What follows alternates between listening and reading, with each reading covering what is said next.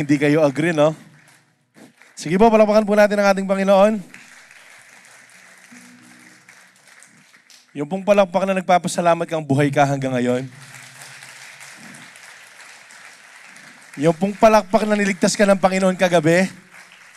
Yung pinrotektahan po tayo ng Panginoon kagabi. Sige po, palakpakan po natin ang ating Panginoon. Yung pong palakpak na alam mong buhay ang Diyos mo. Ayan. Sige. Alam niyo po, every time na nandirito po tayo, regardless of what service ang inaano po natin, kailangan po bigay todo po tayo. Tita, sayang di na kami nagkakape. Lilibre sana kita. Kapag po sinabing papurihan po natin ng Panginoon, dapat po yung buong buo.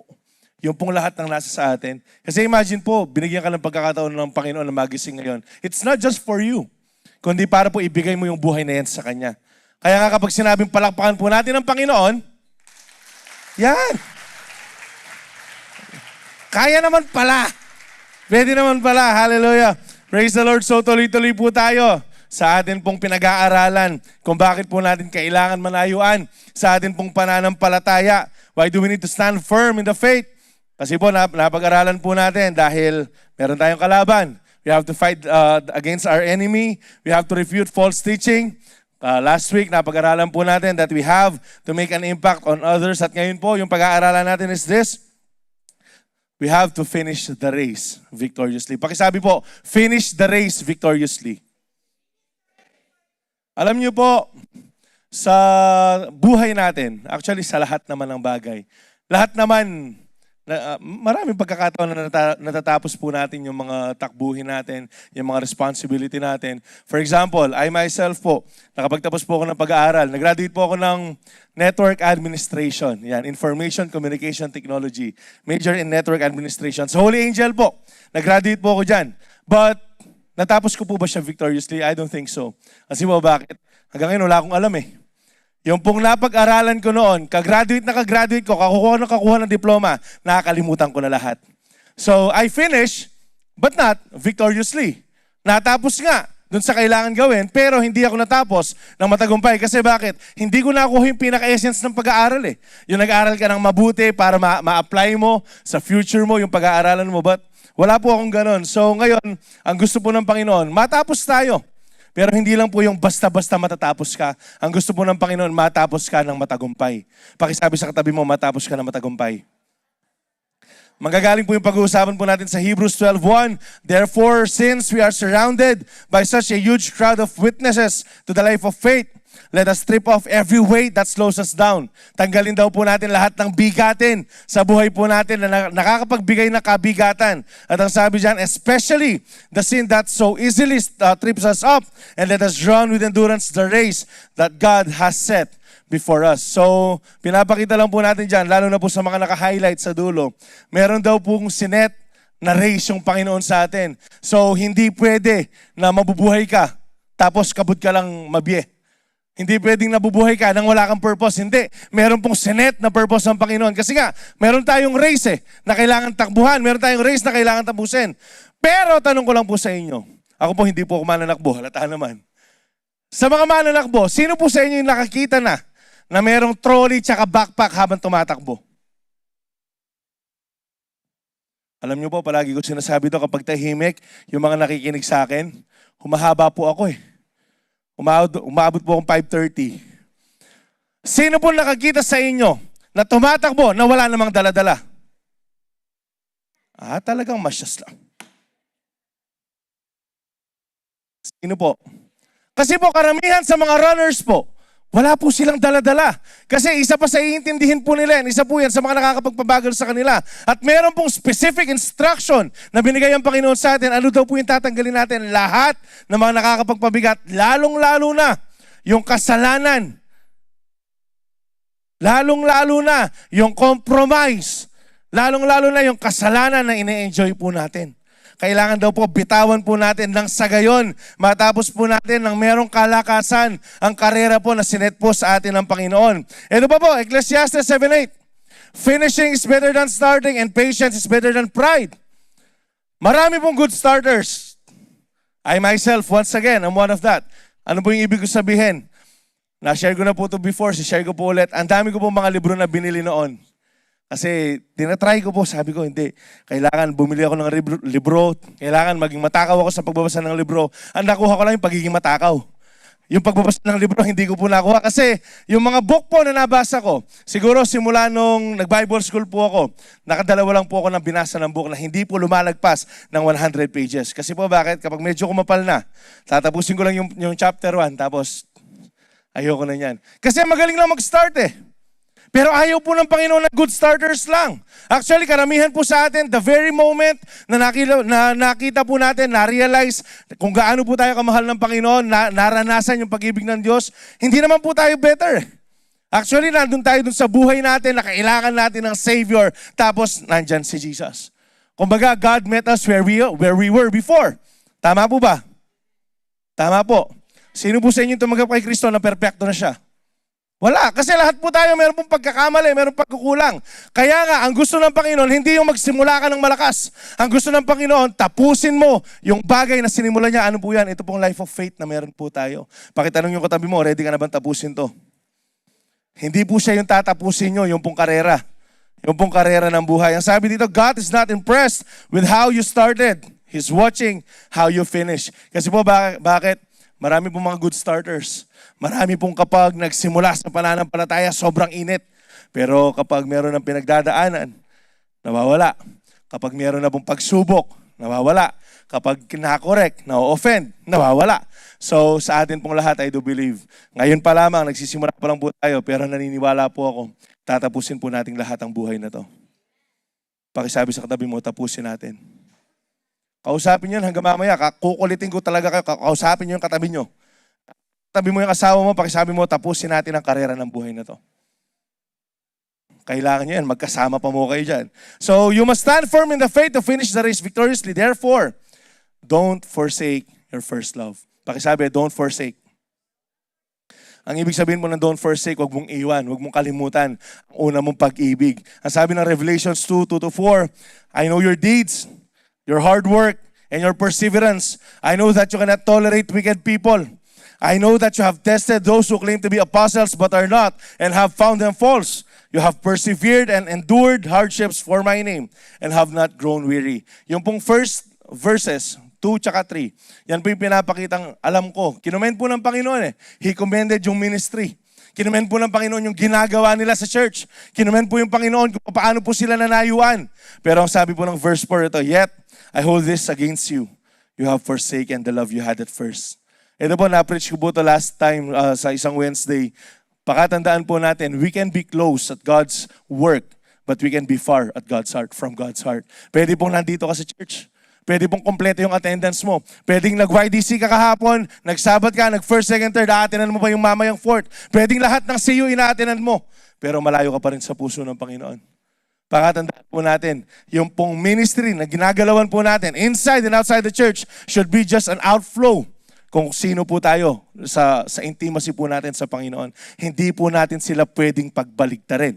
Nakuha po ba? We cannot use yung pong ministry as a substitute sa atin pong relationship sa Panginoon. Nakakapagod po kasi yan. Nakaka-exhaust po yan. Ang sabi dito, what is first love in this context? First love is the fresh, wholehearted affection and delight in Jesus you had when you first came to know Him. So, background lang po, yung Church of Ephesus na pinag-uusapan po natin dito, they are doctrinally sound, morally strong, and spiritually active. Pero yung sinabi po ng Panginoon sa kanila, nakalimutan niyo ko. Ginagawa niyo yung mga bagay na yan. Yes, nagpakatibay ka nga eh. Hindi mo nga tinanggap yung mga false doctrines, nirefute mo nga eh. Pero paalala lang, ang sabi ng Panginoon, meron akong isang bagay na ayaw sa inyo. Nakakalimutan ninyo ako. Ang ibig pong sabihin, sa lahat ng ginawa po nila na yan, okay naman sana nung simula. Pero ginawa na lang po nila out of obligation. Ginawa na lang po nila na hindi na po pag-ibig sa Panginoon yung nagtutulak kung hindi responsibilidad na lang. Kaya nga po ulitin ko to, pwedeng nandirito ka ngayon para lang mag-check ng attendance eh. Para lang masabi mo na kapag service ka eh. Pwede mag-attend ka ng CU para sabihin mo sa mga tao na, hindi, nagsi-CU naman ako eh. Pero ang tanong, Talaga ba lumalapit ka sa Diyos? Talaga bang inaayos mo yung relationship mo sa Panginoon? Or you are just there, nandyan ka lang nakaupo, nandyan ka lang na nakikinig, para lang walang pangit na masabi yung ibang tao sa'yo. Para kapag nagtanong yung forerunner mo, sino sa inyo nag-service? Ako po nag-service ako. Pero ang tanong, sa kakaupo mo po ba dyan, meron po ba nababago? Every time that we sit here, listen to the Word of God, it should cause us na mas mapalapit po tayo sa Kanya. Amen po ba? Kailangan po ang tinutulak po, ang tuturo po ng Panginoon sa atin dito, magkukos po sa atin para mas yakapin po natin ang Panginoon. Hindi po para mas magmukha po tayong relihiyoso. Ano ngayon kung relihiyoso ka nga, hindi ka naman spiritual? It's nonsense. We should not be religious, we should be spiritual. Ano po yung mga spiritual na tao? Ginagawa yung mga pinapagawa ng Panginoon. Nakukuha po ba natin? Nakakasunod po ba? Yung pong ministry na pinag-uusapan natin, hindi po siya confined. Dito po sa kwarto na to. Pwede pong yung bahay mo, ministry mo yan. Sa pagtatrabaho mo, ministry mo yan. Sa business mo, sa pag-aaral, kung nasaan ka man, pwede mong ministry yan eh. Kasi gagamitin ka po ng Panginoon dun eh. Pero ito po, nabanggit ko din to last time, hindi po dapat nakabase yung pong buhay po natin sa ministry ginagalawan po natin. Yung identity po natin, hindi siya dapat kung ano yung ginagawa mo, kundi kung sino kang tinawag ng Panginoon. Kasi po bakit? Pwedeng nagpipreach ako dito, pero hindi naman ako active sa prayer life ko sa Panginoon. Pwedeng nagsasalita po ako sa inyo, pero hindi naman ako nagde-devotion. Pwedeng nakikinig nga ako every Sabbath, every YDC, every time na nandyan ako. Pero wala naman po pumapasok sa akin. It's possible. At ito po yung nangyari sa Ephesus. Sa Church of Ephesus, ginagawa po nila yung mga ginagawa nila for the sake of them doing it. Hindi po dahil mahal po nila yung Panginoon. Pero ako naniniwala, kaya po kayo nandito, mahal po ninyo ang Panginoon. Amen po ba? Hallelujah. Ang sabi dito, you can do the right things for God and still drift away from God. Pwede mong gawin yung mga bagay naman para sa Panginoon, but still, malayo ka pa rin sa Panginoon. But I hope, tayo pong lahat, habang ginagawa po natin ang pinapagawa ng Panginoon, mas nalalapit po tayo sa Kanya. Amen po ba? Ang sabi dito, kasi po, pinag-uusapan po natin dito, first love. Ayan, first love. Pero hindi po natin pupuntahan yung about sa romantic relationship kind of love. Sino po sa inyo, magtaas ng kamay, hanggang ngayon, naaalala nyo pa kung kailan nyo unang naranasan ng pag-ibig ng Diyos, magtaas ng kamay. Sige po, taas ng kamay. Kung naaalala nyo pa, attendance check lang. Ayan. Alam nyo po, sobrang importante na alalahanin po natin. Ako, ilang beses ko na tinestify ito, mga 1,007 mil na siguro. Hindi ko po makakalimutan, 2013 youth camp. Youth camp po, youth camp. Na nagte-tek-tek na po ako noon. Then, pinalabas po yung Via Dolorosa. Tapos, ang niyakap ko po noon dun sa session hall, nasa may Florida Blanca po kami, Wilmas Garden Resort. Kasi hindi mo makakalimutan, first love eh. First encounter mo dun sa pag-ibig ng Diyos. Tapos niyakap ko dyan si Kuya AJ kasi bakit? Ito po yung pinakaunang realization ko na bakit ganito ako karumi pero minahal ako ng pure na Diyos, ng perfecto na Diyos. So, I was there just hugging Kuya AJ. Then, natapos na po yung session. Pero ako, umiyak pa rin ako kasi hindi ko matanggap na gano'n ako mahal ng Panginoon. Hanggang sa tinulak ko pa si Kuya AJ sa likod. Nasa backstage po kami, umiiyak lang ako sa kanya doon. Kasi bakit? Hindi mo makakalimutan yung first love mo. At pakatandaan po natin, kung babalikan po natin sa lahat ng mga nakakaalala sa inyo, yung after ng encounter na yon, sobrang init mo. Sobrang active mo. Kahit aso, gusto mo sharean eh. Kasi mainit ka eh. Kasi puno ng pag-ibig sa Diyos eh. Nakukuha po ba natin? And I hope sa atin pong lahat, hindi po mawala yon. Hindi po natin makalimutan yon. I'm not saying that we should base our relationship dun sa unang pagkakataon. But I'm saying is, hindi po natin dapat kalimutan yung unang pagkakataon na naranasan po natin yung pag-ibig ng Diyos. Kasi po, ano sabi ng Matthew 24:12-13? Because of the increase of wickedness na nangyayari na ngayon, ang sabi po dyan, the love of most will grow cold. Yung pong pag-ibig ng karamihan, manlalamig na. Mamaya pag-uusapan po natin yung panlalamig at pag-iinit. Pero ang karamihan po dyan, manlalamig na. Lalayo sa pananampalataya. Ang sabi dyan, but the one who stands firm to the end will be saved. So kaninang madaling araw po, while I was reviewing, nagising po ako mga 4:30, nagre-review po ako ng topic. And then, sabi ko, Lord, papaano yung konteksto ng sino yung mananatili hanggang huli, siya yung maliligtas. And then alam niyo po, ilang beses ko po itong binasa, ito pong verse na to. Ito lang po yung nireveal sa akin ng Panginoon. Kasi yung sabi po ng prior verse ng binasa po natin, na naka-highlight na color blue. Because of the increase of wickedness, the love of most will grow cold. So maraming malalamig, maraming aayaw, maraming aalis sa Panginoon. But the one who stands firm to the end will be saved. Anong ibig sabihin po ng stand firm? Yung mga tao po na mananatili sa pag-ibig ng Diyos. Kasi hindi ka naman aalis kung in love ka sa Panginoon eh. Tanungin mo yung katabi mo, in love ka ba sa Panginoon? Hindi ka naman aalis kung in love ka sa Panginoon eh. Mananatili ka kung in love ka sa Panginoon. Tatapusin mo yung karera kung in love ka sa Panginoon. Because regardless kung ano man bagyo yung pagdaanan mo, dahil mahal mo yung Panginoon at alam mong mahal ka ng Panginoon, mag-i-stay ka dyan. Kaya sila yung maliligtas hanggang sa huli. Sila yung hindi manlalamig. Sila yung mananatiling maapoy. Mamaya, pag-uusapan po natin yan. And I hope sa atin pong lahat, hindi lang po tayo good starters. Sa atin pong lahat, kagaya po ng pinag-uusapan po natin, dapat hanggang huli po matapos po natin yung karera po ng buhay po natin victoriously. Kasi matandaan po natin, yung pong pinag-uusapan natin, it's about love. Pwedeng ginagawa mo yung lahat ng bagay na ginagawa mo, you attending churches, you attending your fellowships, CUs, you giving to the poor, you helping those who need. Kahit paano po yung ginagawa natin, kahit pa nakakapagpabuhay ka ng patay. Pero kung wala po yung pag-ibig, delikado na po puso natin. Kung pagmamahal, wala pong kwenta lahat ng bagay na yan. Pastor, grabe ka naman, parang nanguhula ka. Sabi po ng 1 Corinthians 13. Sabi po dyan, if I speak in the tongues of men, or angel, but do not have love, I am only, ang sabi po dyan, a resounding gong or a clanging cymbal. If I have the gift of prophecy and can fathom all mysteries and all knowledge, and if I have faith that can move mountains, but do not have love, I am nothing. Ang sabi po dito, if I give all I possess to the poor and give over my body to hardship that I may boast. Ang sabi po dyan, but do not have love, I gain nothing. Yung pinaka-first part po sa ibang salin, ang sabi po niya, kahit pa ipasunog ko yung katawan ko. Pero kung wala akong pag-ibig, wala pong kwenta yung lahat. Wala po akong makukuha, walang papakinabangan, at wala pong kwenta yung lahat. Kasi po bakit? Lahat po ng bagay na ginagawa po natin. Actually, meron po, di ko alam kung sino pong pastor yung nakapagsabi dito. If you are to sum up the whole Bible in one word, yan po yung pag-ibig.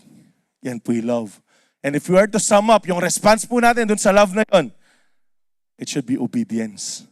Kaya po sa atin dapat hindi po nawawala yung pag-ibig po natin sa Panginoon. I hope sa lahat po ng ginagawa natin ngayon, hindi po nawawala yung pag-ibig po natin sa Diyos. I hope sa lahat, kung nasaan ka ngayon, may it be you are in your answered prayer era, you are in your prayer request era, I hope hindi po nawawala yung pag-ibig po natin sa Panginoon. Kasi po bakit? Kagaya na napag-usapan po natin kanina, yan po yung magiging dahilan kung bakit po tayo matatapos sa atin pong takbuhin, sa atin pong larangan dito po sa Kristiyano. Sa Revelations 2, 5-7, consider how far you have fallen.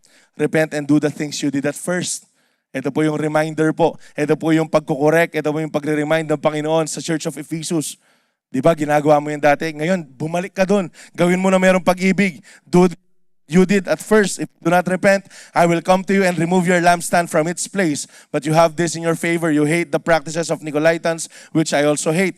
Ang sabi po dyan, and whoever has ears, let them hear what the Spirit says to the churches. To the one who is victorious, I will give the right to eat from the tree of life, which is one in the paradise of God. Ang sabi po dyan, ikaw na gumagawa, ikaw na nagmi-ministry, ikaw na nagtatrabaho sa ubasan ng Panginoon, ikaw na ginagawa mo lahat, pero nawala na yung pag-ibig, ito po yung sinasabi ng Panginoon, bumalik ka sa ginagawa mo nung una. Ano po yun? Hindi po sinabi ng Panginoon na iwan mo lahat. Ang sinasabi po ng Panginoon, balikan mo yung pag-ibig mo. Ang sinasabi po ng Panginoon, i-restore mo yung intimacy mo sa Kanya. Ang sinasabi po ng Panginoon, kung nag-e-enjoy ka na mag-ministry, dapat mas nag-e-enjoy ka sa yung intimacy sa Kanya.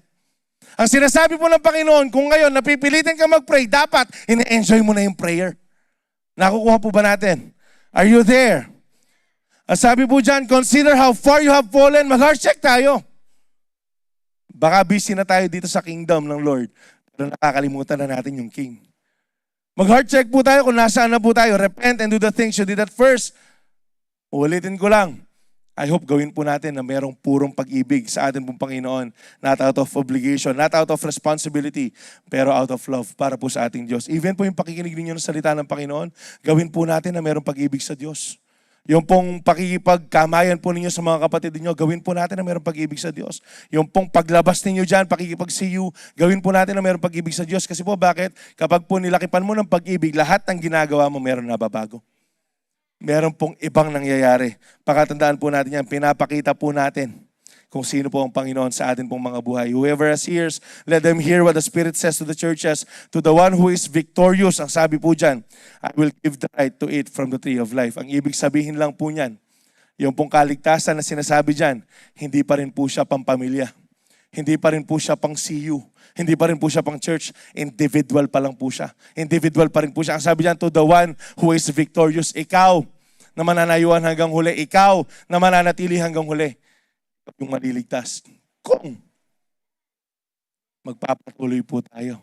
Kung ihingi po tayo ng tawad sa mga pagkakamali po natin. Kung mananatili tayo sa atin pong Panginoon. Nakukuha po ba? Katunayan lang po ng verse na to. Yung kaligtasan po, hindi po natin pwedeng iasa sa tao. Lord, baka po judgment day. Humarap po tayo sa Panginoon. Lord, yung po kasing pastor ko, ganyan magsalita eh. Alam niyo po ano sasabihin ng Panginoon sa inyo? Paano ka nag-respond? Lord, kasi meron po nag-chismis sa akin. Meron po naka-offense sa akin. Meron po nag-cause para po masaktan po ako. Alam niyo po, hindi naman sasabihin ng Lord, bakit anong ginawa sa'yo ng tao na yan? Alam niyo po kung anong tatanong ng Lord? Paano ka nag-respond? Paano ka sumagot? Kasi po, pakatandaan po natin, hindi po natin control yung mga bagay na darating po sa atin. Hindi po natin control yung mga pagsubok na darating sa atin. Ang dami po nabigla kagabi na merong hailstorm sa Angeles. Pero control po natin kung paano po tayo magre-respond. Kung magre-respond ka ba na puno ng galit o magre-respond ka na puno ng pag-ibig, nasa sayo po yun. And I hope sa atin pong lahat na nandirito third service, mag-respond po tayo ng puno ng pag-ibig na nanggaling po sa Panginoon. We can finish the race victoriously if we don't forsake our first love. Sana po, wag po nating iwan ng Panginoon. Alam niyo po ba kung gaano kasakit yung naiiwan? Tanong lang, magtaas po ng kamay yung mga naiwan na. Magtaas ng kamay. Uy. Sige po, lahat ng naranasan nyo ng maiwan, magtaas ng kamay. O sige, specific po tayo. Nung bata ka, nasa grocery ka, magbabayad na, tapos meron bang kinuha yung nanay mo, naiwan ka sa counter, gaano po nakaka-nervyos yan? Exactly the point. Hindi ka at peace. Di ba? Yung malapit na ikaw na yung next, yung nanay mo kumuha pa na sa grocery, layo, tapos sa dulo, wala pong kapayapaan doon. Alam niyo po, the moment na tumalikod po tayo sa Panginoon para po iwan natin siya, para po gawin yung mga bagay na nakakapag-enjoy po sa atin, we are disqualifying ourselves doon po sa salvation na naghihintay sa atin. The moment na mas mahal mo na yung sarili mo kaysa sa Panginoon, pabagsak na po tayo dyan. The moment na mas mahal mo na yung ibang tao kaysa sa Panginoon, delikado na po tayo agad. Kaya nga po yung pinag-uusapan po natin, tapusin po natin yung takbuhan po natin na puno ng pag-ibig. Hindi po tayo aalis sa pag-ibig ng Diyos at patuloy po nating mamahalin ang ating pong Panginoon. Kung mahal mo yung Panginoon, magsabi kang amen. Praise the Lord. Hallelujah. Pangalawa, you must stand firm in the faith to finish the race victoriously. Therefore, don't let the fire in your spirit die. Pakisabi po, don't let the fire in your spirit die. Kapag po sinabing fire in the spirit, ito po yung pag-ibig. Ito po yung passion po natin sa Panginoon. Revelation 3:1-2. Ibang church naman po to, yung kanina po, Church of Ephesus. Ito po, church po sa Sardis. Ang sabi dyan, and to the angel of the Lord, to the angel of the church in Sardis write, the words of him who has the seven spirits of God and the seven stars. Ang sabi po dyan, I know your works. Kinokomment na naman po. I know your works. You have the reputation to be alive, of being alive, but you are dead. You wake up and strengthen what remains and is about to die, for I have not found your works complete in the sight of my God. Ang sabi po niyan, sa church po ng mga taga-Sardis, meron kayong reputation, meron kayong image, na parang active kayo sa church. Meron kayong image na taga-Calvary kayo. Meron kayong image na palagi kayo nandyan. Pero in reality, patay yung spirito ninyo. Nasa Bible? Nangyayari po ba ngayon? It's happening! Nangyayari po ito ngayon, kaya kakasabi po ng Panginoon dyan, wake up! Magising ka sa katotohanan kasi kung hindi, pa-impyerno ka. So, grabe ka naman magsalita. Hindi, yan po yung sinasabi ng Bible Strengthen what remains and is about to die, for I have not found your works complete in the sight of my God. Ikaw para kang buhay. Pero deeply inside, wala kang relationship sa Panginoon. Active ka sa church, pero wala kang bunga. Alam niyo po ba kung gaano kapangit yung pinagsisigawan nating mas matanda pa tayo sa church, matagal ka na sa church, pastor, mas matagal pa ako sa iyo sa church, pero wala kang bunga na nape-present, wala kang kaluluwa na nadadala para sa Panginoon. Yung pagka-Kristiyano mo, puro bibig, wala siya sa gawa. Kaya po ang gusto po ng Panginoon, magising po tayo sa katotohanan na dapat hindi po tayo patay, dapat namumunga po tayo. Madahon ka nga, pero hindi ka mabunga. Ibang usapan po yan. Iba po yung mabunga ka, pero hindi ka madahon. At iba po yung madahon ka lang, pero wala kang bunga. Ang ibig pong sabihin nito, pwedeng uulit-ulitin ko to. Active ka sa church. Pati yung trabaho ng gwardiya, kinuha mo na. Pero hindi ka pa rin nagbabago. Wala pa rin pong change. Wala pa rin pong kwenta. Yung bagay po na yan. Ang gusto po ng Panginoon sa atin, kapag binago po tayo ng Panginoon, manatili tayong bago. Hindi po yung bumabalik po tayo dun sa dati. Kapag po binago ka ng Panginoon, sigurado ako yung susunod po niyan, dapat namumunga ka na. Kaya nga po tayo tinuturuan eh. Kaya po tayo merong DEP eh. Kaya tayo merong CU eh. Para darating po yung pagkakataon, tayo man din, mag-handle po ng mga disciples po natin. Ang kaso, kung nag-enjoy ka na nakikinig ka na lang, hindi ka nagde-desire na gamitin ka ng Panginoon, kapatid. Wake up! Pakisabi sa katabi mo, wake up! Tanggalin po natin kasi baka hanggang ngayon meron eh, yung okay yung reputation mo. Kasi nakakahiya naman talaga eh, na sabihin mo sa leader mo, sa pastor mo, sabihin mo sa forerunner mo na, pwede po bang tulungan niyo ako kasi for so long hindi ako nagpipray. Nakakahiya po yun, naiintindihan ko. Pero alam niyo po kung ano mas nakakahiya? Haharap ka sa Panginoon na sasabihin niya sa'yo, sino ka, hindi kita kilala. Ba Lord? Nag-church ako ha. Lord, active ako ha. Ang sasabihin ng Panginoon, sino ka? Hindi kita kilala. Ano pong ibig ko sabihin dito? Since nandito na lang din po tayo, ginagamit na tayo ng Panginoon, mamunga na tayo. Nandyan ka na rin lang. Wala dapat reservation, ibigay mo na yung best mo. Hindi yung okay ka lang, nagpapainit ka ng upuan dyan, tapos uwi ka na. Come on, church. We need to wake up. Kahit dito, sige, check nyo po yung sa likod ninyo. Sige, check nyo po yung sa likod ninyo. Yung iba sa inyo, may step na, kaya gumalaw eh. Check nyo man. Ang dami pa pong vacant seats. Alam nyo ba yung mga vacant seats sa tabi ninyo, hindi naman para sa iba yan. Para sa pamilya nyo yan. Ang tanong, anong ginagawa po natin? Baka nga active ka sa church, active ka sa CU, pero yung ugali mo, kagaya pa rin ng dati. Pangit nun. Ang pangit po nun. Pakisabi sa katabi mo, magbago ka. Talagang iba may conviction eh. Magbago ka na kasi. Kakainis ka na eh. Sabi mo dito, 2 Timothy 1:6, this is why I remind you to fan into the flame that the spiritual gift God gave you when I lay my hands on you. Ang sabi dyan, this is why I remind you. Ito po yung sinabi ni Paul sa kanyang dinidisciple na si Timothy. Dahil po natakot siya, dahil nga dumating sa pagkakataon na nakulong si Paul in preaching the word of God. Tapos si Timothy parang natatakot. Ang sabi po niya, ni-remind po niya. Ang sabi niya, paalabin mong muli yung bagay na binigay ko sa'yo, na binigay sa'yo ng Panginoon nung pinanalangin kita. Ang sabi diyan. Pero ang tanong, how can we fan into flame? Paano po natin papaalabin ulit? Ang ibig sabihin, pagtatrabahuhin po natin ang bagay na to. Alam niyo po, naturo po sa amin to nung Friday. How can we fan into flame? Yung pong apoy na nawawala, yung pag-ibig na nawawala na. Simple lang po, i-practice po natin. Simple lang po, gamitin po natin. Yung sabi dyan, yung mga spiritual gifts. So kung nagbibigay ka, magbigay ka generously. Kung nagtuturo ka, magturo ka passionately. Kung nakikinig ka, talaga make sure mo nakikinig ka, hindi mo lang naririnig. Fan into flame kung ano po yung binigay po sa atin ng Panginoon. Sabi nga po ni Brother AJ kahapon as he preaches this word powerfully. Ayan, ang sabi niya, sa mundo po, lalo na for example, yung kutsilyo. Kapag patuloy mo ginagamit, ano po nangyayari? Pumupurol. Pero yung spiritual gift na binigay ng Panginoon, kapag palagi mong ginagamit, lalo po yan tumatalim. Lalo po yung nagagamit para po mas marami tayong ma-reach out. Kaya ano pong ibig sabihin dito? Gamitin po natin. Kung ano man po yung pinagkaloob ng Panginoon sa atin, then let's use it. Kung binigay ng Panginoon sa iyo, teaching, meron tayong Calvary Kids dyan.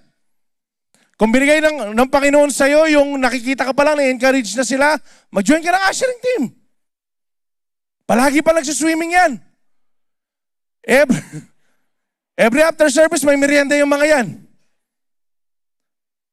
Totoo man. Kung magaling kang kumanta, pinagkalooban ka ng Diyos na magaling kumanta, mag-join ka ng ministry. Kung nakakatugtog ka, use it, use your gifts. Pastor, matanda na ako eh. Kailan po ba sinabi ng Lord na mag-ministry ka kasi bata ka pa? Hindi po basihan sa Panginoon yung edad. Ang basihan po sa Panginoon yung pusong surrendered. Nakukuha po ba?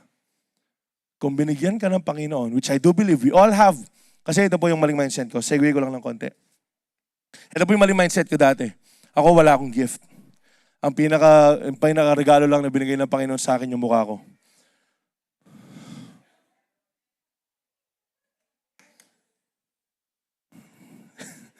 Alam nyo, ilang beses na tayo nagsama-sama dito sa ano na to. Pero nag-a-agree Sound. Yan ulitin ko. Mas malakas na eh. Akala ko po dati, yung pinaka-gift na binigay lang sa akin ng Lord yung mukha. Yung iba na inis na eh. Alam nyo po, akala ko dati, kasi, kunyari po, sa sports, I can play basketball. Nakakapag-baseball po ako, nakakapag-badminton po ako. Pero hindi ako magaling. Marunong lang. So, alam mo yung jack of all trades, but a master of none. Sabi ko, wala, di ako marunong ganyan. Nakakapag-gitara po ako. 2 kanta lang hanggang buong buhay ko. Nakakapag-keyboard ako. Pero 1 kanta lang sa keyboard. Sabi ko, bakit wala akong talent, Lord? Wala akong skills. Pero alam nyo, ito po yung bibigay ng Panginoon sa atin. Hindi ka gin-rate ng Lord para maging sakto lang. Siguradong merong binigay sa'yo si Lord na skills. Kaya nga po ako nakatayo ngayon eh. Kaya nga ako hindi inalaw ng Lord mag-join ng WAM eh. Aalis kayo kapag ako'y nag-lead.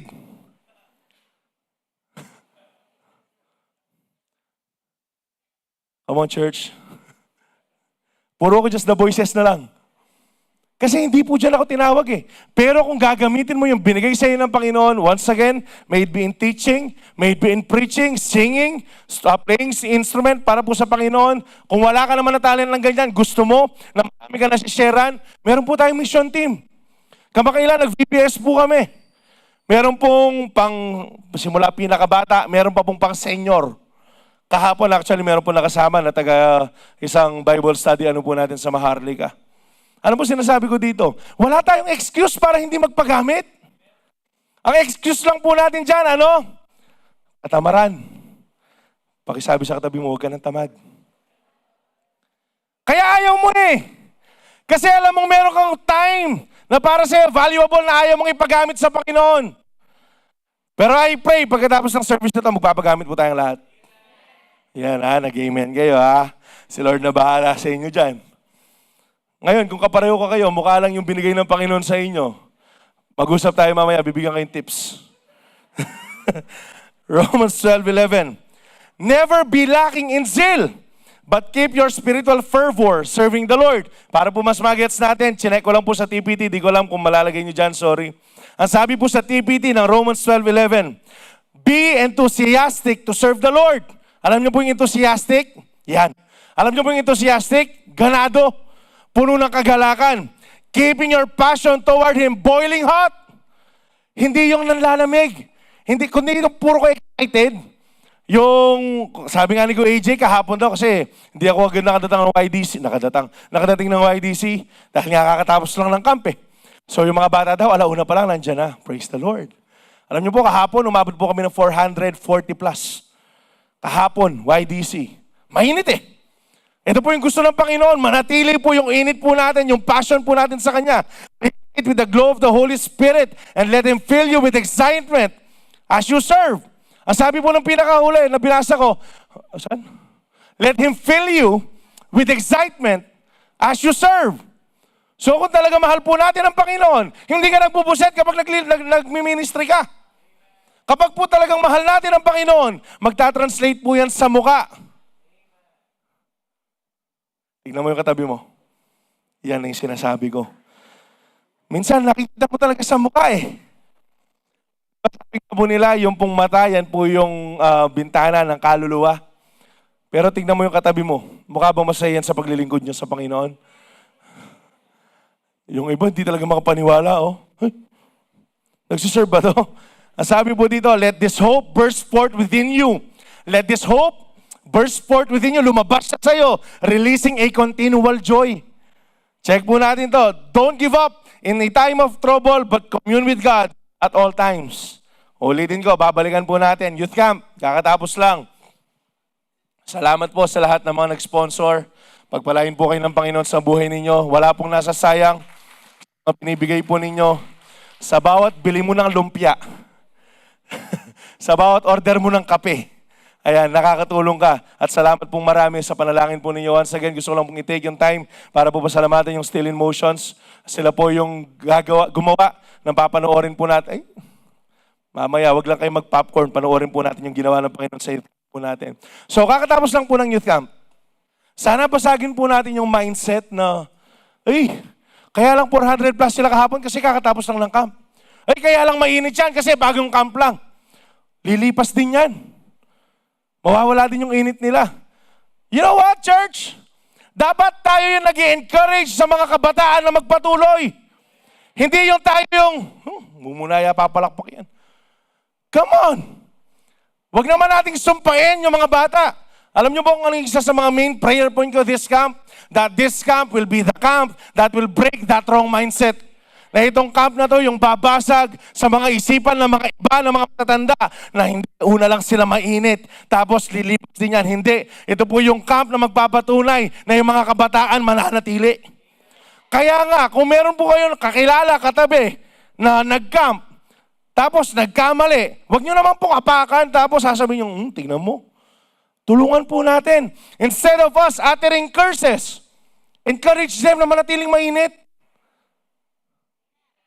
Kunyari, meron kang anak, nag-camp, nagkamali. I-remind mo, huwag mong i-condemn. O meron kang pamangkin, katabi dyan, na nag-camp, ipag-pray mo na magpatuloy. Basagin po natin yung mindset na sa una lang sila mainit. Kasi nung panahon namin ganito. Sorry po, panahon nyo po yun. Ito pong panahon na to, iba na. Nakuha po ba? Hindi po ako galit, nagpapaliwanag lang. No? Kasi kakatapos lang po ng kampe. Talaga naman pong mainit yung mga kabataan ngayon. Grabe lang po passion din kayo na kanyan. Talagang mainit na mainit yung kabataan. Pero sana wag po tayong maging cause ng katitisuran ng mga bata. Yung magbibless sa'yo, tapos sasabihin, kung kamukha mo lang si Pastor Jay, sabi. Sana po wag po natin silang i-discourage. Sana po encourage po natin sila. Pakatandaan nyo po, ito po yung panalangin ng bahay-sambahan po natin na dito po sa camp na to, lalabas yung mga susunod na uupo sa Senado. Walang tatakbo dyan. Walang mangungurakot sa mga yan. Kasi puspos ng banal na spirito eh. Kaya pakisabi naman sa katabi mo, wag mo sila sumpain. Hayaan mong manatili yung apoy nila. Ayan. Alam nyo po, instead of us uttering curses to them, kahit po kapag iniisip natin na kasi nung panahon namin ganito, alam nyo po, i-correct nyo na po yung sarili ninyo. Kasi po bakit? Meron pong ginawa yung Panginoon. At patuloy pong meron ginagawa yung Panginoon sa mga kabataan. Please, I pray, I ask of you, sa lahat ng member po ng Calvary Temple, magiging bias ako kasi ako po yung mahawak ng kabataan. Pero panalangin po natin sila. Iba po yung battle na meron po yung mga kabataan ngayon. Iba po yung battle na hinaharap ng mga kabataan ngayon. So please, wag naman natin silang tadyakan para madapa ulit. Encourage po natin sila para manayuan. Magpatuloy pong mainit. Amen po ba? Amen po ba? Sige po, palakpakan natin ang Panginoon sa nagdaan pong youth camp po natin. Ang sabi po dito, sa James 1:14-15, but each person is tempted when they are dragged away by their own evil desire and enticed. Then after the desire has conceived. Ano po yung ibig sabihin ng conceived? Ito po yung palaging minemeditate.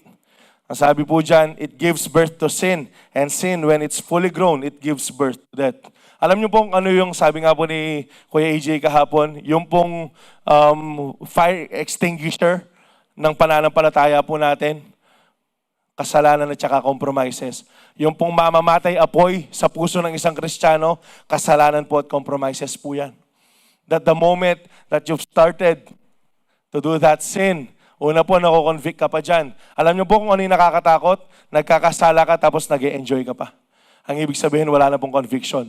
Kapag wala na pong conviction, ano pong kapupuntahan yan? Condemnation muna, kapatid. So ang sabi po dyan, after the desire has conceived, it gives birth to sin. After that sin, it gives birth to death. Ano pong death yan? Spiritual life po natin. Paimpyerno po tayo. So para hindi po mamatay, yung apoy na nasa sa atin, instead of us meditating yung kabastusan ng mundo, yung addiction sa mundo, ano po dapat minimeditate po natin? Exactly the point. Word po ni Lord. Ano po sabi ng Philippians 4:8? Whatever is true, whatever is lovely, whatever is... Ayan, basahin na lang natin. Finally, my brothers and sisters, whatever is true, noble, right, whatever is pure, lovely, whatever is admirable, if anything is excellent or praiseworthy, think about such things. Sino po yan? Just think about Jesus. Para hindi ka mahulog sa kasalanan, think about Jesus. Para hindi ka manlamig sa pananampalataya, think about Jesus. Isipin mo, sino po sa inyo mag-e-enjoy po sa kasalanan kung iniisip mo palagi mo kasama yung Diyos? Kaya nga ito po yung nabanggit ko sa mga kabataan noong nakaraan. If enjoying sin, we are denying the existence of the Lord. Kasi bakit? Dinideny mo na Panginoon sa tabi mo. Di ba po omnipresent ang Panginoon? Di ba po kahit nasaan tayo, nandiyan yung Panginoon? Kaya nga kung ini-enjoy mo yung kasalanan, paano mo sinasabing wala yung Panginoon? Pero sa atin po, aware po tayo na nandiyan ang Diyos. At saka hindi po dapat tayo gumawa ng bagay na against sa Panginoon. Kasi po bakit yan po yung papatay sa atin pong spiritual na pamumuhay, sa apoy na meron po tayo. Spiritual fire can die out if we continue living in compromise and sin. Pastor, nawala na, nagkasala na, nag-enjoy na sa kasalanan. Ano yung pwede kong gawin? May chance pa ba ako? Praise God for 1 John 1:9. Papuri sa Panginoon, andyan yung praise John 1:9. 1 John 1:9. Ano pong ibig sabihin yan? If we will confess our sins, He is faithful and just to forgive us our sins and to what? To purify us from all unrighteousness. Yes, nagkamali ka. Yes, nagkasala ka. Kahit nga kanina, baka pwedeng uminit yung ulo mo eh. Pero papuri sa Diyos, meron pa rin kalinisan sa Kanya. Pero, hindi po yung nag-e-enjoy ka sa kasalanan. Iba po yung alam mo na tong 1 John 1:9. Iba po yung alam mo na si Kristo. Iba po yung alam mo na yung banalan ng Panginoon na binigay sa atin, pero nag-e-enjoy ka pa rin sa kasalanan. Kapatid, sana wala pong nag-e-enjoy sa kasalanan sa atin. Kasi po, ano po sabi ng Bible, if you keep habitually enjoying, keeping on sinning, wala na po sakripisyo para sa iyo ang pwedeng ibigay. Kasi po wala, binigay na po ng Panginoon eh. Wala na. Ang ibig sabihin yung kaligtasan, wala na sa'yo. If we deliberately keep on sinning, ang sabi dyan. So pakisabi sa katabi mo, huwag mo nang gawin yun. Magbago ka. Lumapit ka sa Diyos. Sige po, kausapin nyo. Lalo na kung kapamilya ninyo, yung katabi ninyo, kausapin ninyo na mayroong conviction. Pakisabi, magbago ka. Yung iba sa inyo lalaki, kinakabahan. Revelations 3:5, to the one who is victorious will be dressed in white. Sabi po dyan, I will never blot out the name of that person from the book of life, but will acknowledge that name before my Father and His angels. Ang sabi po dyan sa mga victorious, sa mga mananatiling banal, sa mga magpapatuloy sa hindi mamatay yung apoy sa kanilang mga puso, ang sabi po ng Panginoon dyan, they will be dressed in white. Ang ibig sabihin niyo pong purity na binigay sa atin ng Panginoon, at ito po yung pinakamasarap na regalo ng Diyos sa lahat na mga mananatiling banal at puro at makatuwiran sa harapan po ng Diyos. Ang sabi dyan, I will never blot out their name, that person's name, from the book of life. Simple lang po, magkakaroon ng kaligtasan. Sino pong gustong makasigurado ng kaligtasan niya? Sino pong gustong maligtas? Magtaas ng kamay. Sino pong gusto ko, kung darating man yung pagkakataon na mararapture tayo or mamamatay tayo, sa langit po yung punta natin. Taas ng kamay. Sa di nagtaas, bahala kayo ha. Okay, taas ng kamay. Lahat naman po tayo gusto po natin sa langit eh.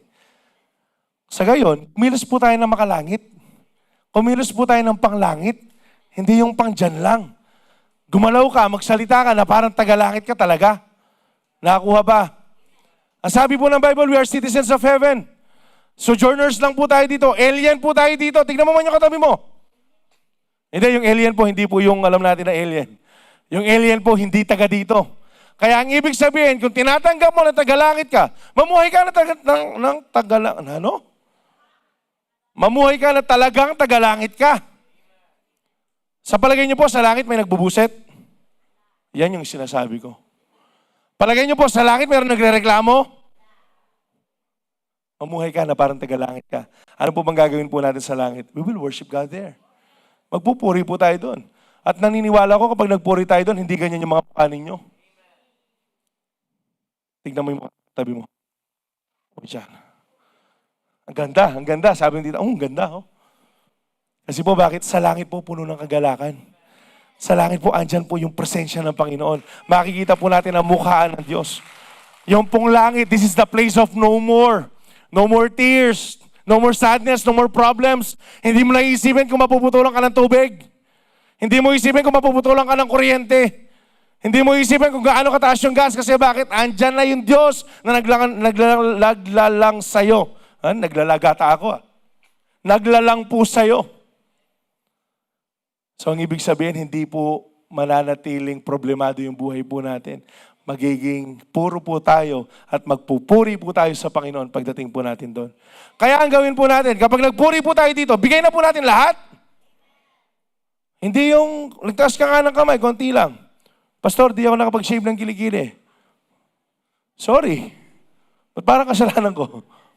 So be it. Pastor, di ako naligo eh. Kahapon pa yung ulan ha. Hindi na malamig ngayon, mainit na ulit ha. Sabi po dito, we can finish the race victoriously if we maintain our spiritual fire. Ang ibig sabihin po, magme-maintain po tayo ng spiritual fire. Gamitin po natin yung salitang maintain. Sino po dito lahat na nagme-maintenance ng gamot? Taas ang kamay. Lahat na nagme-maintenance ng gamot. Sige po, taas lang. Marinig ako ba? I declare healing po sa inyo lahat. In Jesus' name. Pero bakit po ninyo kailangan mag-maintain? Kunyari po, kasi ako po naranasan ko mag-maintain po ng parapresyon. Naganap din po ako, losartan. Wonderful losartan. So, bakit po natin kailangan mag-maintain? Para po maiwasan yung pag-shoot up. Tama? Tama? Ano, trip nyo lang maggamot? Wala siyang purpose? Meron po yan. Para po hindi po, kunyari, sa BP po natin, para hindi biglang bumagsak at hindi biglang umangat. Tama po ba? Ngayon sa atin po, for us to maintain yung pong spiritual fire po natin, ang sabi po ng Panginoon, actually, command niya po yan sa Leviticus. The fire on the altar must never burn out. Ano pong gagawin po natin? Meron pong firewood. Dapat tayong nilalagay para patuloy na mag-apoy. Simple lang. Ano po yung mga firewood na pwede po natin ilagay? Devotion, prayer, worship, church, see you. Yan po, yung mga firewood para po manatili yung apoy po natin sa puso po natin. Nang sa gayon, hindi po mawala yung spiritual fire po natin. Gusto nyo bang maging maapoy? Then, put firewood in that fire. Dagdagan mo ng apo, Dagdagan mo ng panggatong. Gatungan mo. Pakisabi sa tabi mo, gatungan mo. Yan. Hindi po yan yung chismis, ha? Sa ano lang po tayo, sa apoy po yung pinag-uusapan po natin. Last but not the least, you must stand firm in the faith to finish the race victoriously. Therefore, don't be fooled by spiritual apathy. Pakisabi po, apathy. Yan. Ang sabi po dito, basahin ko lang yung meaning ng apathy. Spiritual apathy is a state of profound indifference, numbness, or lack of interest towards the matter of faith, prayer, and one's relationship with the Lord. Sa Tagalog po, ang meaning po ng spiritual apathy, kawalang bahala. Ano po yan? Indifference or kawalang gana, lack of interest. In spiritual context, spiritual apathy can be translated as kawalang bahala sa spiritual na buhay or panlalamig sa pananampalataya. Alam niyo po yung mga merong spiritual apathy, sila po yung ganito, o tara, service tayo. Sige, next week na lang ako. Kayo na muna. Tara, mag-attend tayo ng see you. Hindi. Okay na ako. Nagla-live naman ako. Hindi mo na ako magsisihi dyan. Hindi mo na ako mag-attend. Yan yung mga merong spiritual apathy. Yung akala nila, okay lang. Kapag in-invite mo ng church, hindi. Nagpipray naman ako kahit di ako mag-church. Sino nagsabing okay lang yun? Wala po sa Bible yun na nagpipray ka naman kahit di ka mag-church. Wala po sa Bible yan. Ang meron ka dyan, spiritual apathy. Yung relationship mo sa Panginoon, nanlalamig na. Ang sabi po dyan, both Sardis and Laodicea fell into dangerous complacency but in different ways. Sardis drifted into quiet spiritual death, appearing alive to others while decaying inside. Ang sabi po dyan, but Laodicea, blinded by wealth, became lukewarm and self-sufficient, an awareness of its true condition. So yung pong pinag-aralan po natin sa Revelation po, Church of Sardis and Laodicea po, yan po yung mga churches that they are appearing spiritual but they are not. They are religious but they are not spiritual. They are ministering but they don't do it for the Lord. Ginagawa po nila para sa kanilang mga sarili lamang. Kaya ito po yung sinabi ng Lord sa Laodicea. Basahin po natin sa Revelations 3. To the angel of the church in Laodicea write, these are the words of the Amen. Kapag po sinabing the Amen, ang ating pong Panginoon yan. The faithful and true witness, the ruler of God's creation. I know your deeds. Kagaya po ng nangyari kanina sa Church of Ephesus. I know your deeds, that you are neither cold nor hot. I wish you were either one of the other. Ang sabi po dito, so because you are lukewarm, neither hot nor cold, I am about to spit you out of my mouth. Dahil hindi ka mainit or hindi ka malamig, dahil maligamgam ka, itatapon kita. Isusuka kita. Ang sabi po ng Panginoon. So, kanina po, napag-usapan natin that really, talagang dapat po nag-iinit tayo. Dapat po yung spiritual fervor natin, it's boiling hot. Yan po yung temperature natin, kumukulo. Talagang nag-iinit po tayo. Pero bakit ang sabi dyan? I know your deeds, that you are either hot, nor cold. Mas maganda lang mainit ka, or malamig ka. Palagi po nating dinidefine to or ginagamit na example dito, yung kape. Ayan, sino pong mahilig sa kape, magtaas ng kamay. Sino pong mahilig sa kape, magtaas ng kamay. Sa tea. Yan. Alam niyo po, palaging dalawa lang yung choice. Nung bata-bata pa, ayan, yung gusto po ng mga kabataan, iced coffee. Kasi po, it will bring refreshment to you. Ngayon pong medyo traintahin na ako, medyo gusto ko na ngayon mainit-init na. Tumatanda na eh. Kaya nga po paggising sa umaga, ano po yung palagi nire-ready? Kailangan po mainit na kape. O bakit? Kapag yan, lumigamgam. Kapag yan, naging maligamgam na, hindi na po yan iinumin. Tama po ba? Sino po sa inyo gusto na maligamgam? Exactly the point! Kung tayo, ayaw po natin ng maligamgam. Gayon din po yung Panginoon. Kasi po bakit kung mainit ka, praise God, ikaw yung nandyan, nagpapatuloy, nagsiserve, nagmi-ministry. Kapag nanlamig ka, ito naman po yung estado po ng buhay natin. Ito yung napapansin mo na lumalayo ka na sa Panginoon, pero namimiss mo yung Diyos. Ito yung alam mo na nagiging busy ka na sa business, pero alam mong meron ka kailangan gawin. Yan po yung mga nanlalamig. Kaya gusto po ng Panginoon, di bali nang mainit ka, or kahit naman lamig ka man lang, kasi babalik ka pa rin sa akin. Kaysa sa maligamgam ka na lang. Kapag po sinabing maligamgam, lukewarm, yan yung wala ka ng passion. Yan yung okay lang na hindi ka na nag-a-attend. Okay lang na mag-absent ka ngayon kasi may birthday naman. Okay lang na hindi ka pumunta kasi may piyesta naman. Okay lang na ganito kasi busy ka eh. Ano kinabibisihan mo? Manonood ng telenovela? Yan po yung maligamgam. And I hope sa atin pong lahat po lang maligamgam. Pakihawakan ngayon katabi po natin. Yan. Ang bira, niya pa sound. Psst, ano? Mapali ya? Pali na? I hope and I pray sa atin pong lahat, hindi magkaroon po tayo ng puso na nag-iinit para sa Diyos. Hindi po yung nagiging maligamgam na lang tayo. Yung pong maligamgam, ganito po yan. Yung pong spiritual apathy, ganito po yan. It happens quietly. Listen to this. Spiritual apathy happens quietly. Apathy is not the absence of activity. It's the absence of spiritual hunger. Ulitin ko lang po. Apathy is not the absence of activity. It's the absence of spiritual hunger. Ano pong ibig sabihin yan? Pwedeng nag-a-attend ka ng church eh. Pwede nakikinig ka ngayon. Pero yung puso mo wala na sa Panginoon. Pero ang iniisip mo, sana matapos na lang yung pogi na yan. Maisingit lang talaga yun, ang kapal ng mukha. Pero ang iniisip mo, gusto mo nang umuwi, naiinip ka na. Yung pong spiritual apathy, yung nagsisiyo ka, tapos ito yung mindset mo, next week di na muna ako pupunta. Next week na lang. Diyan po nagsisimula yung spiritual apathy. Apathy is not the absence of activity. It is the absence of spiritual anger. Because you can be here. You can be here. Pero malayo yung puso mo sa Panginoon. Nakukuha po ba? Nakukuha po ba? Lukewarm faith is dangerous. Listen to this. Yung lukewarm na faith is dangerous. Sobrang delikado daw ng lukewarm na faith. Bakit? Kasi bakit? Jesus did not praise lukewarmness. Nakita ninyo? Kaya ang gusto ng Panginoon, it's either you're hot or you're cold eh.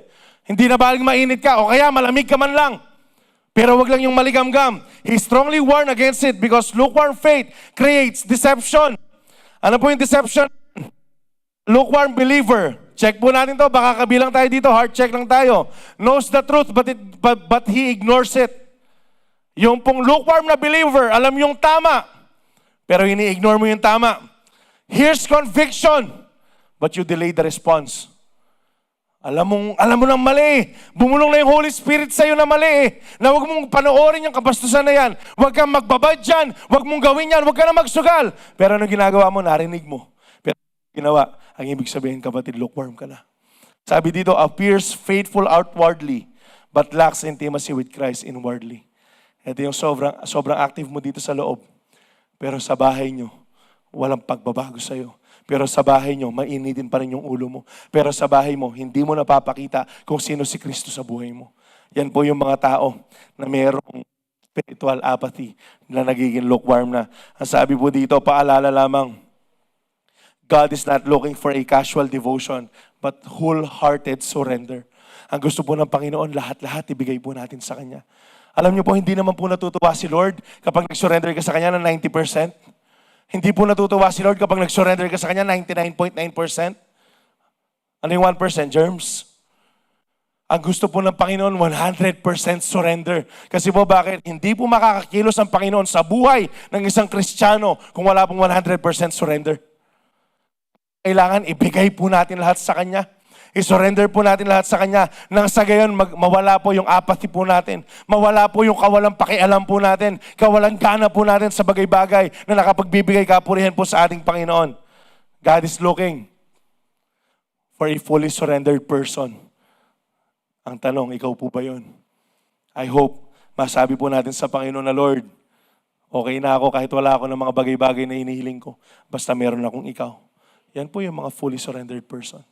People, right? The believers in Laodicea became spiritually numb because they trusted in wealth, comfort, and self-sufficiency instead of God.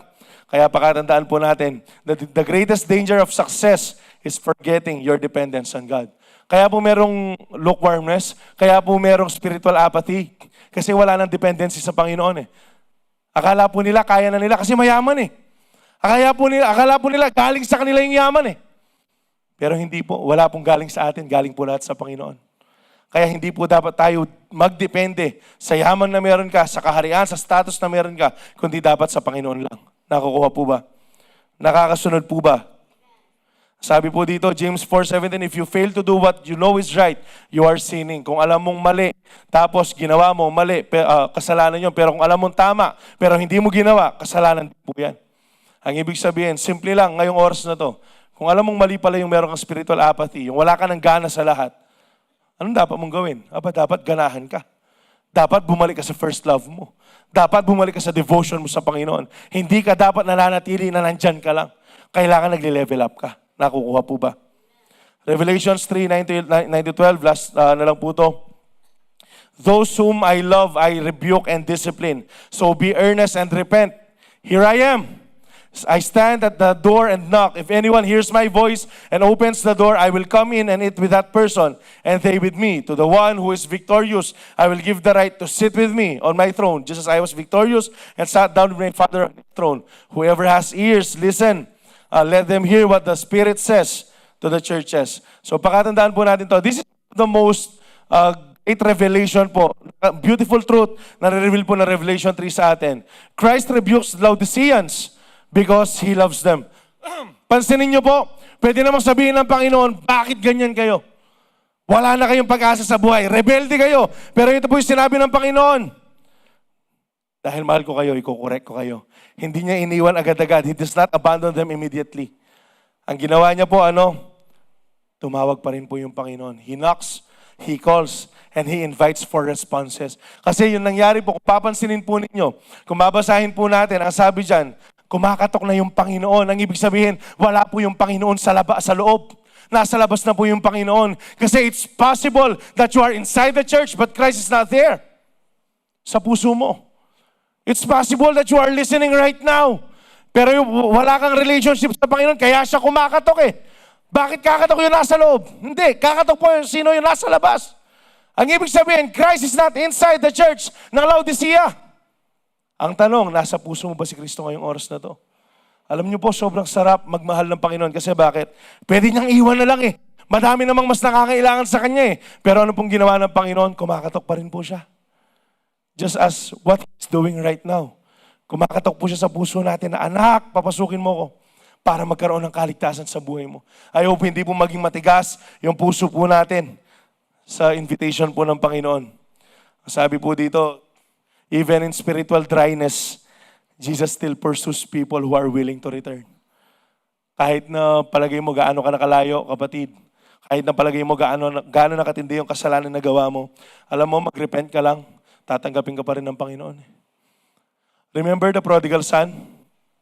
Grabe po yung ginawa ng prodigal son. Actually, yung pinaka-grabe doon, patay yung tatay niya kasi kinuha na niya yung mana niya. Pero nung pong bumalik po siya after all that he has done, alam pong ginawa ng tatay? Tinanggap niya po, 2 arms wide open. Niyakap niya po na sobrang tindi. Tapos kinilala niya na ikaw, dati kang patay, muli ka na buhay. Dati ka na wala, ikay nakita. Kasi po bakit? Ganyan po magmahal ng Diyos. Hindi siya nangungundem. Hindi niya ibibilang yung mga kasalanan na gawa mo kahapon. Ang sasabihin niya lang sa iyo, anak, welcome back. Sobrang mahal kita. So I hope sa atin pong lahat, bumalik po tayo sa Panginoon. Huwag po natin hayaang mawala yung apoy sa puso po natin. Huwag po tayo magkaroon ng spiritual apathy. Para po mawala po yung spiritual apathy po natin, we need to remember this. Kung dumating man po tayo sa pagkakataon na wala na po tayong gana sa lahat ng ginagawa natin. Ito po yung sagot. Intimacy with Christ is the cure for spiritual apathy. Yung pong relationship po natin sa Panginoon. Sabi dito, the solution to spiritual apathy is not merely more religious activity. Pero yung real cure is yung renewed commitment po natin sa relationship po natin sa Diyos. Kasi po bakit? Pwede ngayon mainit ka, bukas hindi ka na. Pero kung meron ka maayos na relasyon sa Panginoon, kahit anong mangyari, mananatili ka mainit. Kahit anong mangyari, magpapatuloy ka. Paano po? Practical lang, mabilis lang, bago tayo matapos. You need to return to Him. Bumalik ka sa Kanya. Mag-pray ka ulit. Punta ka sa secret place mo, mag-devotion ka. Magbasa ka ng Bible. Mag-repent ka, mag-serve ka, maging active ka ulit. Yan po, simpleng mga paraan lamang. Pero para po mag-init po tayo ulit sa Panginoon. Sabi po dito, feelings may come and go, but faithfulness keeps the fire alive. So, patuloy po tayo mag-apoy para po sa Panginoon. We can finish the race victoriously if we continue to grow in intimacy with Christ. Sino pong gusto lumago pa sa Panginoon? Sana wag po tayong tumigil. Sana patuloy po tayo lumago. To finish this victoriously, don't forsake your first love. Don't let the fire in your spirit die. And don't be fooled by spiritual apathy. Last verse po. Acts 20:24. However, I consider my life worth nothing to me. My only aim is to finish the race and complete the task the Lord Jesus has given me. The task of testifying the good news of God's grace. Sa atin pong lahat, para sa atin to. Lahat po ng mga believer na, lahat ng mga tumanggap kay Jesus, magsabing amen. Lahat po ng alam niyang tinawag siya ng Panginoon, magsabing amen. Ito po yung panawagan po natin. My only aim is to finish the race. Hindi po para sumikat, hindi para yumaman, hindi para lumaki yung network mo, hindi para makilala ka. Ito po dapat yung aim po natin is to finish the race and complete the task the Lord Jesus has given us. Ano po yung task po na yan? The task of testifying the good news of God's grace. Ano po yung good news? Yung gospel. Ang ibig sabihin, pagbabahagi po ng pag-ibig ng Panginoon sa ibang tao. Ang tanong, nagawa na po ba natin? Kasi kung hindi pa, ito po yung pinakatamang pagkakataon para ibahagi po yung kaligtasan. Church, remember this, malapit na po dumating ang Panginoon. At pasama na po ng pasama ang mundo. Kung hindi ka gagalaw dyan, paano maliligtas yung family mo? Kung hindi ka tatayo dyan, paano maliligtas yung mga katrabaho mo? Yung mga kasama mong, kahit nasan ka, mga kasama mo. Kung wala kang gagawin. And I hope tayo pong lahat, yung apoy sa puso po natin, yung pong apoy na pag-ibig sa atin pong Panginoon. Sabi po dito, don't let your heart grow cold, your spirit become lifeless, or your walk drift into complacency. Count your life as nothing for the sake of Christ, and keep your heart on fire to finish your God-given race victoriously. Paano po natin gagawin yan? Simply lang, hold fast to Christ, and you'll finish strong. Manatili po tayo. Let's cling to Jesus. Huwag po tayo bumitiw sa ating Panginoon. Pakisabi naman sa katabi mo, manatili ka sa Diyos. Pakisabi naman sa sarili mo, manatili ka sa Diyos. Sige po, lahat na mananatili, tumayo po tayo. As we take Holy Communion,